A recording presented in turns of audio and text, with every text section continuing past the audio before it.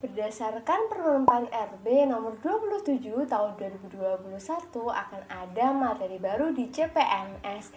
Nah, kira-kira apa ya teman-teman? Udah tahu belum? Yaitu tentang adanya materi radikalisme di TKP. Nah, cocok banget nih, kali ini saya akan menjelaskan beberapa soal tentang anti radikalisme. Yuk, kita langsung belajar. Nomor 1. Sepulang bekerja, Anda menjumpai anak Anda sedang bermain gambar bendera.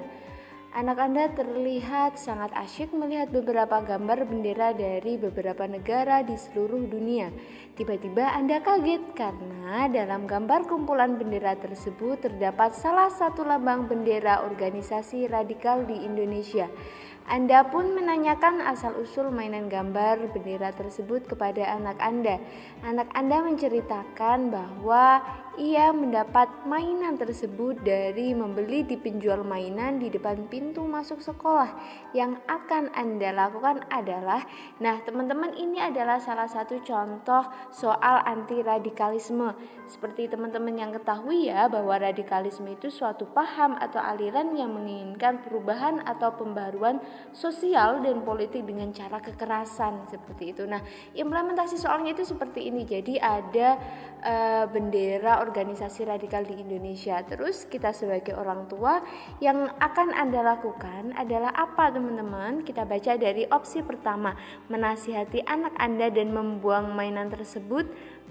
Menasihati tentu, membuang juga bisa jadi, tapi kita cari jawaban yang bijak ya, yang dampaknya itu bagus gitu. Syukur-syukur itu kita mencari jawaban yang preventif, karena yang preventif atau pencegahan itu adalah solusi yang utama pada masalah apapun. Ini bisa jadi, tapi ada kata negatif ya teman-teman di sini. Menasihati anak Anda dan melaporkan kejadian ini pada pihak sekolah bisa jadi. Menasihati anak Anda dan menegur penjual mainan di sekolah, ini juga bisa jadi ya. Dia menasihati anak Anda menjelaskan sejarah, kayaknya ini terlalu panjang ya. Ya mungkin bisa, tapi malah anak kita malah ngantuk gitu kan. Menasihati anak Anda dan menceritakan pada teman-teman wali siswa yang lain, ini juga bisa jadi. Nah, di antara opsi A, B, C, dan E ini yang paling preventif, yang paling bijak itu yang mana teman-teman? Yang paling bijak itu adalah yang B. Kenapa yang B, teman-teman? Karena ketika kita menasihati itu kan adalah langkah yang pertama kita ambil, dan yang kedua melaporkan kejadian ini ke pihak sekolah.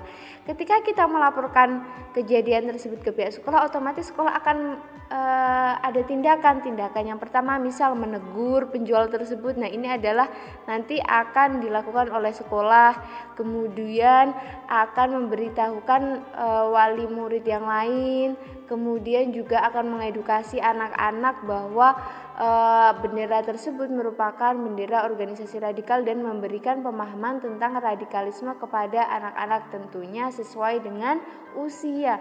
Anak SD, SMP, SMA kan beda ya usianya. Jadi nanti pihak sekolah mungkin bisa memberikan edukasi sesuai dengan usianya, seperti itu. Jadi jawaban yang paling baik itu adalah yang B. Menasihati anak Anda dan melaporkan kejadian ini pada pihak sekolah. Dalam hidup bermasyarakat, kerukunan dapat dicapai apabila antar warga dapat saling mengendalikan diri. Pengendalian diri nih teman-teman. Hal ini dapat diwujudkan dengan mengembangkan sikap saling menjaga dan tidak menyakiti satu sama lain. Walau sederhana, namun sikap saling menjaga dan tidak menyakiti satu sama lain merupakan bentuk pengendalian diri yang efektif. Seseorang yang dapat mengendalikan dirinya tentu tidak akan mudah berkata atau bertindak yang dapat menyinggung orang lain. Melalui tindakan pengendalian diri ini, kerukunan dapat tercipta sekaligus dapat menangkal tindakan radikalisme dalam masyarakat. Nah, sebagai seorang ASN, tindakan pengendalian diri dalam masyarakat yang dapat Anda lakukan adalah, apakah A, memberi pelayanan secara profesional kepada masyarakat yang sering? Enggak juga ya teman-teman, harusnya semua. Memberikan pelayanan secara profesional kepada seluruh masyarakat yang sedang membutuhkan bantuan Anda selaku ASN di instansi terkait. Ya, bisa jadi ya. C. Memberikan pelayanan secara profesional kepada masyarakat yang kurang membutuhkan bantuan Anda selaku ASN di instansi terkait. Orang kurang membutuhkan, kenapa kita melakukan pengendalian diri kepada mereka seperti itu? Enggak ya teman-teman. Apakah yang D. Memberikan pelayanan secara profesional hanya kepada masyarakat yang datang ke kantor? Tidak ya teman-teman. Memberikan pelayanan secara profesional hanya kepada masyarakat yang masih berhubungan darah?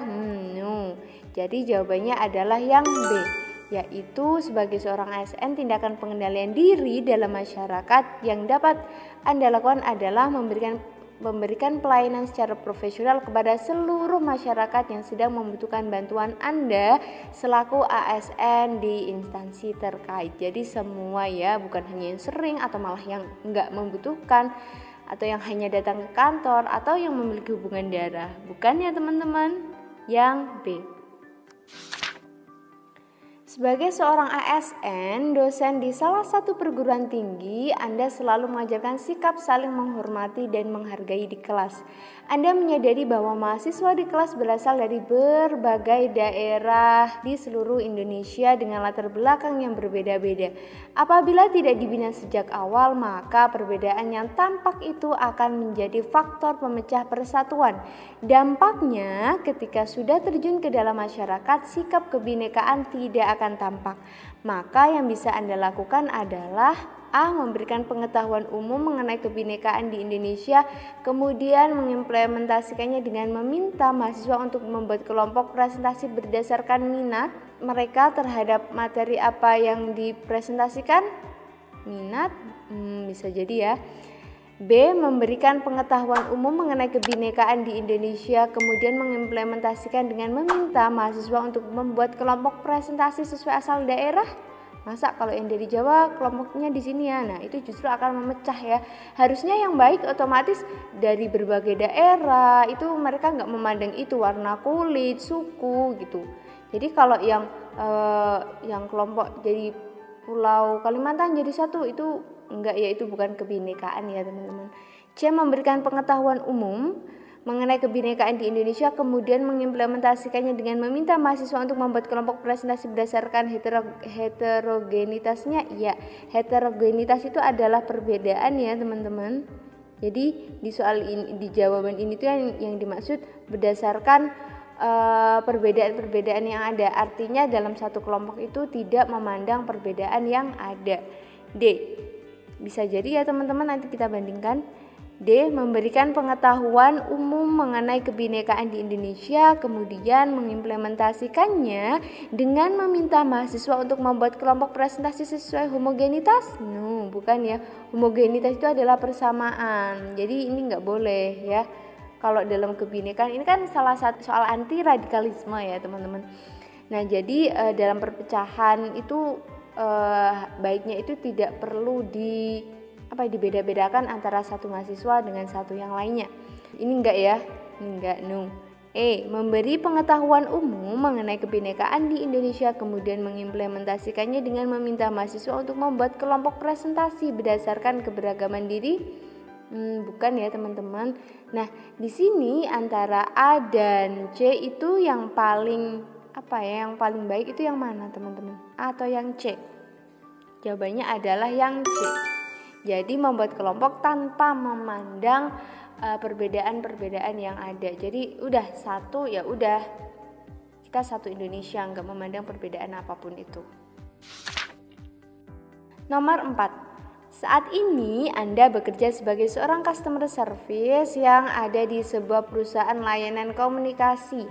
Saat Anda sedang melayani keluhan konsumen yang datang ke kantor, tiba-tiba konsumen yang sedang Anda layani meminta Anda untuk dapat meminjamkan handphone milik Anda dikarenakan konsumen tersebut hendak melakukan panggilan dengan anaknya di rumah untuk menanyakan terkait kelengkapan data pribadi konsumen untuk melengkapi formulir keluhan tersebut. Namun secara kebetulan Anda tidak memiliki pulsa yang cukup untuk melakukan panggilan, maka hal apa yang akan Anda lakukan? Nah, A, B, C, D, atau E teman-teman. Apakah A, Anda akan menyarankan untuk datang kembali di lain waktu setelah kelengkapan dari berkas formulir sudah terisi penuh? Sayang banget ya karena tinggal sedikit tinggal sedikit yang harus dilengkapi, masa suruh pulang lagi, padahal kita kan nggak tahu rumahnya dekat apa jauh gitu. Apakah yang B? Anda akan menjelaskan bahwa Anda berniat untuk membantu untuk meminjamkan ponsel milik Anda, namun Anda saat ini sedang tidak memiliki pulsa untuk melakukan panggilan. Bisa jadi, tapi nanti endingnya ini bukan solusi gitu. Berarti otomatis ini akan kembali ke sini. Si konsumen harus pulang dulu, padahal sebisa mungkin kalau sudah di situ kita layani sebaik mungkin, dan keluhan ataupun komplain ataupun kebutuhan dari konsumen dapat kita bantu, dapat diatasi, dapat dipecahkan. Apakah yang C? Anda akan mencoba untuk meminjam kepada sesama rekan customer service yang berada di sebelah Anda untuk meminjamkan ponsel miliknya kepada konsumen tersebut. Bisa jadi kita yang pinjam ke teman ya. D. Anda akan meminta kepada konsumen tersebut untuk meminjam sendiri kepada customer service. Enggak ya, jadi lebih kalau dibandingkan yang dia mending yang C, karena kita kan udah kenal sama teman kita, sama CS-nya ya. Jadi mending kita aja yang minjemin kalau dibandingkan sama jawaban yang D. Apakah yang E? Anda akan meminta konsumen tersebut untuk meminjam ponsel kepada konsumen lain? Wah, ini malah merepotkan ya.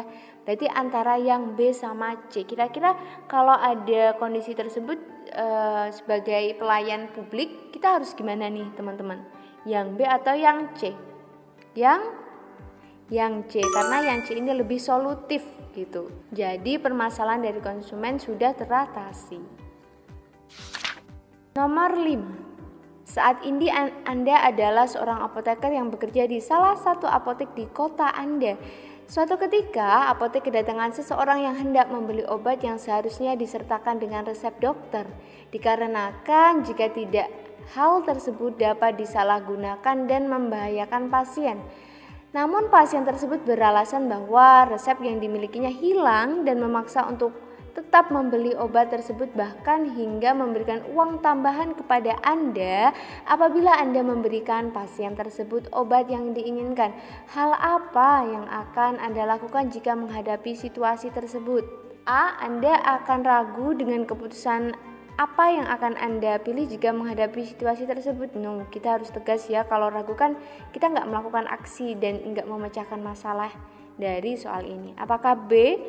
Anda akan memberikan obat yang diinginkan pasien tersebut karena hal tersebut juga tidak akan diketahui oleh siapapun. Bukan, ini adalah tindak perilaku yang tidak terpuji. Apakah C? Anda akan mencoba untuk berkonsultasi dengan rekan Anda sesama apoteker untuk mengambil keputusan apakah akan diberikan obat yang ia inginkan atau tidak. Tidak ya teman-teman, karena apoteker kan tugasnya untuk melayani. Kalau ada resep dokter yang dilayani, kalau enggak ya enggak gitu. D. Anda akan menolak secara tegas terkait cara yang dilakukan pasien tersebut dalam memperoleh obat yang diinginkan, dan Anda akan tetap meminta kepada pasien tersebut secara halus untuk bisa melakukan pemeriksaan kepada dokter sehingga bisa memperoleh resep obat yang dibutuhkan. Ya, Anda akan menerima uang yang ditawarkan. Tidak boleh ya teman-teman, jadi jawabannya adalah yang D. Kita harus tegas gitu. Apalagi seorang apoteker kan kita sudah disumpah, kita sudah ada kayak SOP-nya bahwa ketika ada obat tertentu yang harus ada resep dokternya, ya harus ada resepnya. Takutnya nanti disalahgunakan. Nanti kita yang ribut, kita nanti yang dihukum. Nomor 6. Anda merupakan seorang karyawan berprestasi yang akan dipromosikan untuk bekerja di kantor pusat. Kantor pusat tersebut terletak di ibu kota dan berada di luar daerah Anda. Mendengar kabar terkait promosi Anda, tentunya Anda sangat senang dan bangga. Anda sangat tidak sabar untuk menceritakan kabar ini kepada keluarga di rumah. Dengan bersemangat, Anda pun menceritakan kabar baik ini kepada ibu dan ayah Anda. Alih-alih wajah sumringah, ayah dan ibu Anda merasa kabar ini bukan merupakan kabar baik, sebab artinya mereka harus berpisah sementara dari anak sematawayangnya. Mereka enggan memberi restu karena mereka merasa tidak sanggup untuk berjauhan dengan anak sematawayang mereka. Anda melihat promosi ini sebagai satu-satunya kesempatan agar Anda bisa berkembang lebih baik karena promosi posisi tersebut sangat jarang dilakukan oleh perusahaan.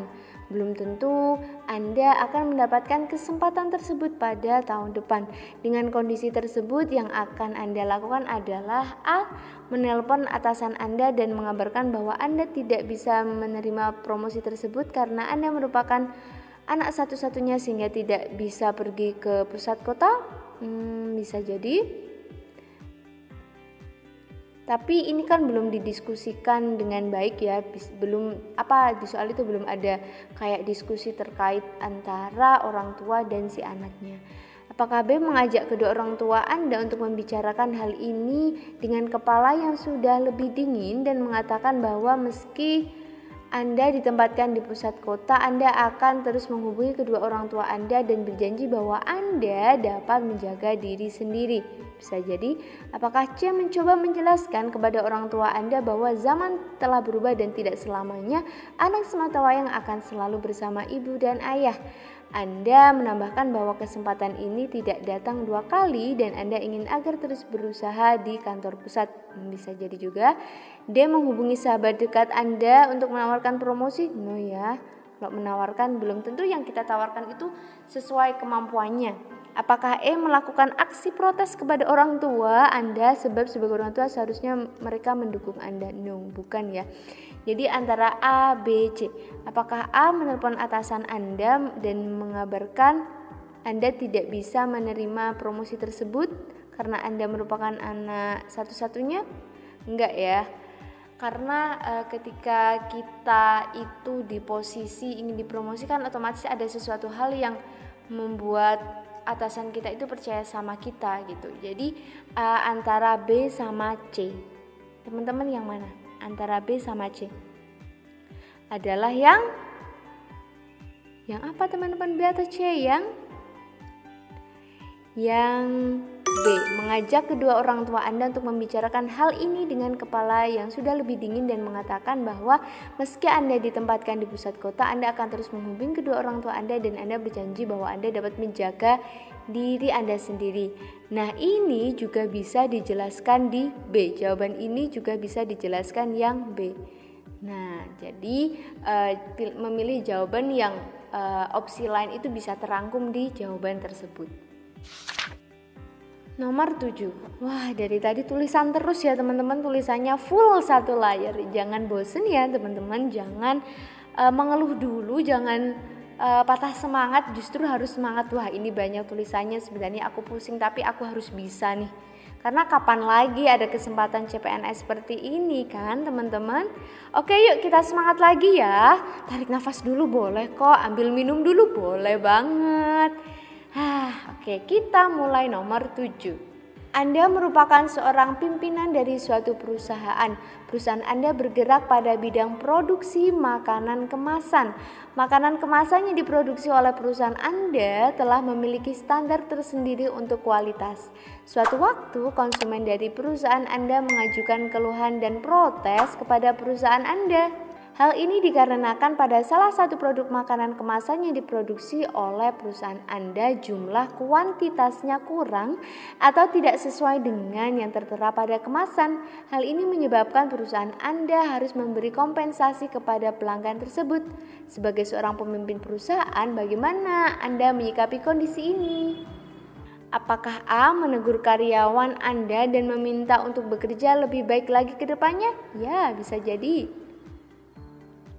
Apakah B. Menegurnya terlebih dahulu kemudian memberikan surat peringatan untuk karyawan Anda karena telah bertindak tidak profesional? Ini kayaknya langsung dis gitu ya, padahal ada langkah yang lebih lebih kekeluargaan lagi ya. Karena itu kan baru sekali gitu. Kecuali kalau udah beberapa kali kesalahan beberapa kali. C. Menegurnya dengan sangat keras? No, jangan ya, tidak sangat keras ya. Menegur karyawan Anda dan meminta untuk bekerja lebih baik ke depannya dan secara aktif melakukan quality control dengan lebih teliti terhadap produk yang dihasilkan. Bisa jadi. Apakah E menegurnya terlebih dahulu kemudian memecat? No, karena baru sekali kan alangkah baiknya diberikan kesempatan pertama, kedua, baru ketika memang dia itu kinerjanya nggak naik, baru dikasih langkah selanjutnya, itu pemecatan ataupun diskorsing dalam bekerja atau bagaimana. Jadi jawabannya antara A dan D, menegur karyawan Anda dan meminta untuk bekerja lebih baik lagi ke depannya, ya. Dan atau yang D, menegur karyawan Anda dan meminta untuk bekerja dengan lebih baik ke depannya dan secara aktif melakukan quality control dengan lebih teliti terhadap produk yang dihasilkan. Kira-kira menurut teman-teman antara yang A sama yang D lebih bijak yang mana? Yang D ya. Nah, aku mau kasih tips teman-teman. Terkadang sih, tapi nggak setiap soal seperti itu. Kadang yang jawabannya lebih panjang itu adalah jawabannya. Ini kan lebih pendek, ini lebih panjang gitu. Kadang sering aku menjumpai kalau yang jawaban panjang itu adalah jawabannya gitu. Tapi nggak semua soal seperti itu ya. Tapi teman-teman bisa kok dipakai kalau ada dua jawaban. Kalau teman-teman itu bener-bener kayak udah kayak stuck gitu loh antara A dan D, udah pilih aja jawaban yang tulisannya panjang. Itu tips dari aku. Tapi satu kali lagi, itu nggak semua soal seperti itu ya. Nomor 8, Anda diminta oleh perusahaan untuk menyelenggarakan acara seminar melalui daring. Ini lagi hits banget ya daring ya karena pandemi. Anda sudah mempersiapkan segala hal yang dibutuhkan untuk seminar tersebut. Namun saat seminar daring tersebut dimulai, secara tiba-tiba terjadi error pada perangkat yang Anda gunakan sehingga mengganggu jalannya acara. Hal ini membuat Anda bingung. Pada kondisi ini, apa hal yang mungkin Anda lakukan? A. Berusaha untuk tetap tenang dan langsung menghubungi pihak teknisi untuk menangani kerusakan pada perangkat Anda. Ya, bisa jadi berusaha untuk tetap tenang, baru setelah itu Anda meminta izin untuk menghentikan seminar di tengah-tengah. Enggak ya, karena ini kan bisa diatasi gitu kan. Kalau emang benar-benar nggak bisa diatasi, usaha ini itu baru dihentikan. Karena ini kan seminar, otomatis peserta seminar juga udah nungguin dong ya, udah antusias dari peserta kan udah banyak juga gitu. Jadi kalau tiba-tiba dihentikan pasti ada kekecewaan gitu. Apakah C. Berusaha untuk tetap tenang dan membenahi sendiri error yang terjadi pada perangkat Anda? Ya, kita kan lagi megang acara, kemudian error, kemudian kita membenahi sendiri. Apakah itu cukup waktunya dan kita nggak kebagi-bagi fokusnya? Dan kita kan juga belum tentu tahu seluk-beluk keeroran yang terjadi gitu. Jadi menurut aku ini bukan jawabannya. D. Berusaha untuk tetap tenang dan meminta rekan Anda yang menjadi panitia juga untuk membantu membetulkan. Bisa jadi berusaha untuk tetap tenang dan langsung menghubungi pimpinan perusahaan Anda untuk menginformasikan hal ini. Ini enggak solutif karena nanti akan harusnya itu ada tindakan, ini masih menghubungi ke sana, masih menghubungi ke sini, dan belum tentu pada saat itu juga fase respon kan. Nah, berarti antara jawaban A sama D itu yang paling solutif yang mana teman-teman? Yang A, yang ini menghubungi pihak teknisi atau meminta rekan Anda yang menjadi panitia untuk membantu? Kalau menurut teman-teman yang mana? Kalau aku yang A. Kenapa yang A? Walaupun intinya itu sama-sama membantu, karena kalau pihak teknisi kan mereka udah paham dengan kerusakan yang ada. Kalau meminta panitia yang lain, nggak semua panitia paham tentang kerusakan IT gitu. Kalau pihak teknisi kan otomatis mereka sudah pakar ya, sudah paham di kerusakan yang ada. Kalau pihak panitia, nggak semua panitia itu paham IT. Nomor 9. Hari ini pada pukul 6.30 pagi Anda sudah tiba di kantor dan melihat beberapa rekan Anda yang lain sudah hadir.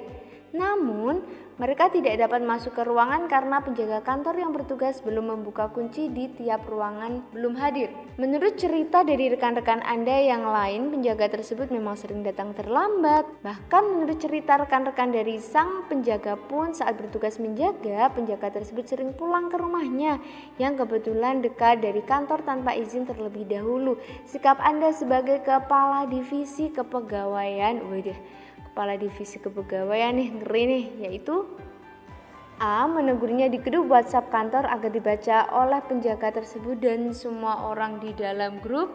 Wah, ini kasihan banget, nanti kalau semua orang di dalam grup baca nanti jatuhnya bisa dibully, malah nanti kerjanya nggak karuan atau mengundurkan diri. Kita juga harus tetap menghormati beliau gitu loh. B. Menasihatinya di grup WhatsApp kantor agar tidak hanya dibaca oleh penjaga tersebut tetapi semua orang di grup. Nanti kalau kayak gini malah nanti bisa disalahkan penjaga kantor, nanti bisa disalahkan sama pegawai-pegawai yang lain yang mungkin ada juga yang bermasalah gitu. Jadi alangkah baiknya ketika kita ingin memberikan suatu teguran itu secara pribadi gitu. Jadi nggak semua orang langsung di situ, nanti jatuhnya kasihan juga, nanti dibully ataupun hal-hal negatif lainnya. Apakah C. Memanggilnya untuk menemui Anda dan memberikan surat peringatan? Langsung diberikan surat peringatan. Padahal ini baru kata ini, kata itu. Tapi bisa jadi D. Memanggilnya untuk menemui Anda dan menegur perbuatannya. Iya. Memanggilnya untuk menemui Anda dan memecatnya? Langsung ya enggak. Jadi antara C dan D, menurut teman-teman jawaban ini yang paling solutif yang mana? Yang paling bijak yang mana? Antara C dan D? Yang D. Karena kan kita juga belum tahu kenapa dia sering izin, itu alasannya kenapa gitu. Ya intinya kita harus tahu dulu dong kenapa dia melakukan seperti itu. Oh mungkin ada anaknya yang sakit, atau ada apa gitu. Jadi kan nanti juga ini dari sesi curhat itu atau dari sesi pemanggilan itu nanti akan ada solusi yang lain jika si penjaga itu ada masalah. Jadi kinerjanya nanti bisa baik. Nomor 10. Anda adalah seorang karyawan baru yang sedang bekerja di suatu instansi yang bergerak pada bidang pelayanan masyarakat. Pada era saat ini, setiap instansi ataupun perusahaan sudah diharuskan untuk mengubah sistem kerja yang tadinya jarang melibatkan IT menjadi 100% melibatkan IT dalam melakukan operasionalnya. Namun, dikarenakan para pegawai lainnya yang sudah lama bekerja di instansi Anda adalah pegawai yang lebih senior, maka mereka telah terbiasa untuk bekerja tanpa melibatkan penggunaan IT atau dalam proses penginputan data masih saja manual meskipun kepala instansi telah menginstruksikannya. Maka hal apa yang dapat Anda lakukan sebagai karyawan baru di instansi tersebut? Apakah A. Anda akan sangat berharap para pegawai senior mulai menggunakan IT agar pelaksanaan kerja menjadi lebih optimal? Ini hanya berharap doang, gak ada tindakan. No. B. Anda akan tetap menjaga perasaan para pegawai senior dan tidak pernah menyerah untuk berharap. Ini berharap lagi gak ada tindakan. C. Anda berencana akan memberikan penjelasan kepada para senior bahwa mereka harus menggunakan IT dalam pelaksanaan kerja. Ini kepala instansi aja udah menginstruksikannya, apalagi siapa kita gitu. Bukan ya. Apakah D. Anda akan memberikan penjelasan kepada para pegawai senior bahwa mereka harus menggunakan IT dalam pelaksanaan kerja? Bukan, ini sama ini mirip jawabannya. Nah, berarti jawabannya adalah yang teman-teman. Anda akan memberikan pelatihan secara berkala dan membantu pegawai senior dalam hal penggunaan IT jika masih ada yang belum dipahami gitu. Jadi yang paling solutif adalah yang E. Gampang kan teman-teman? Semoga belajar hari ini bermanfaat ya bagi teman-teman. Jangan lupa untuk terus belajar, jaga kesehatan dan semangat. Sampai jumpa di video belajar selanjutnya. Bye-bye.